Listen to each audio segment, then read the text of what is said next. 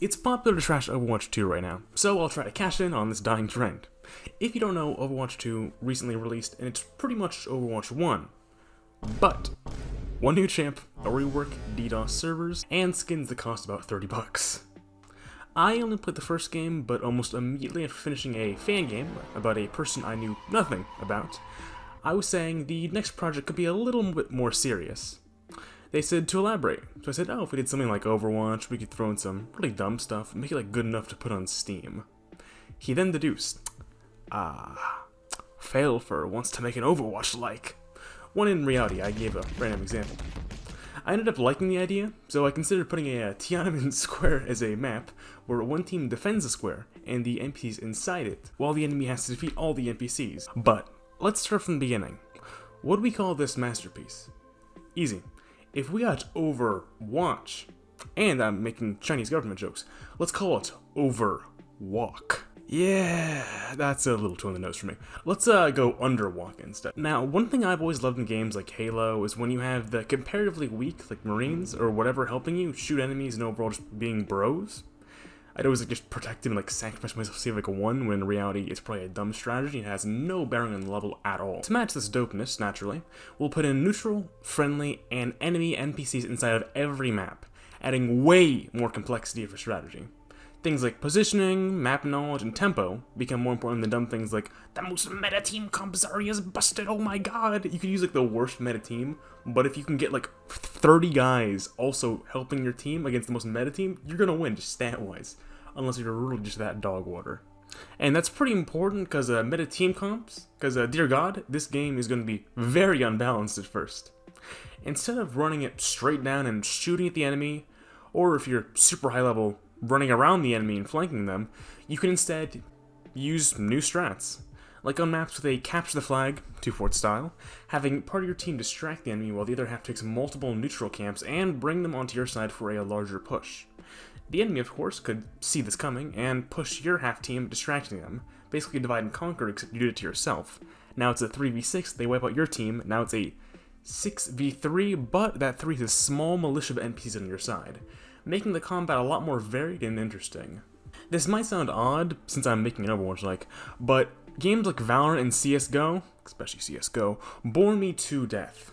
If I had some friends playing, it's manageable for a bit, but eventually it still just sucks. Even in Valorant, where you have abilities and don't crouch behind a corner for 4 minutes to kill one guy in half a second, then promptly die to his ally, and sit in spectator mode for 9 minutes, you only get 2 abilities and an ult.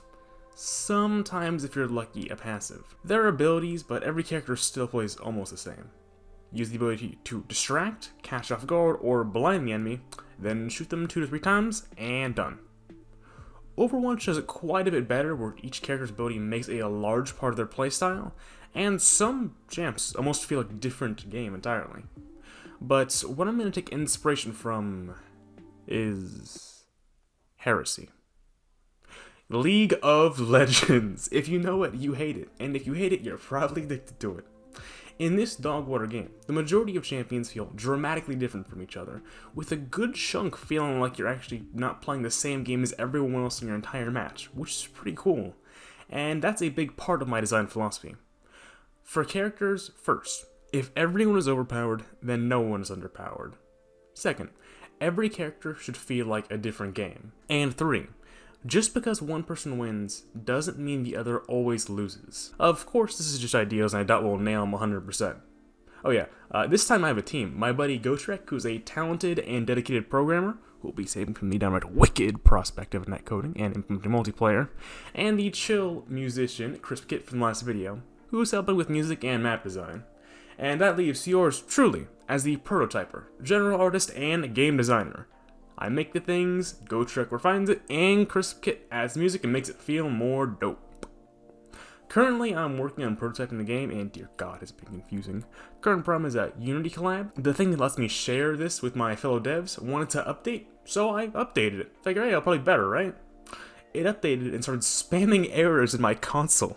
The new update for a collab literally makes it not work. It says, hey, we're moving to the software, so the legacy one doesn't work anymore. I'm like, oh, hey, does the new thing work yet? No. Also, you have to enter your credit card information. And I've never seen this site, it looks so sketchy. So hopefully that works out. On my newest version, I've added the first champ actually, named Man Fiery. He's a burst sustain gummer who loves his bombs. His passive is he doesn't need to reload, but the longer he shoots, the slower his fire it gets, till he stops and allows it to reset. Starting out super fast and coming down to a snail's crawl. Ability 1 is a simple, straightforward, short to mid cooldown grenade throw. It does a bit extra damage if you make a direct hit, adding some more skill factor to it, but even if you're in the lower end, you can still use it pretty effectively for some good value. Ability 2 is a two-parter. Part 1 makes a smoke screen around yourself with particle effects and a physical thing, so when inevitably aimbotters get in, this can still counter it, because you can't see through it. And the second half is a quick dash in any direction. Forward, backwards, left, right, wherever you're looking, wherever you want, it's there. And it feels super dope. Ability 3 is a rocket fire. Basically, the grenades, but they move faster, does way more damage on direct hits, and a smaller explosion radius. Basically making it slightly higher skill ceiling, but doing a lot more if you can get it right, and it is super satisfying if you can. And his ultimate, Last Trip to Tasteville. Man Fiery eats a stick of dynamite. This infuses him with the power of the truest flavor of all, allowing him flight and the ability to rapidly shoot explosive fireballs from his mouth for a short duration. That's our current progress. If you want more, it'll be free on Steam once we're done. So subscribe and share to help me feel less self-conscious about doing this instead of something like college or a job. See you next time!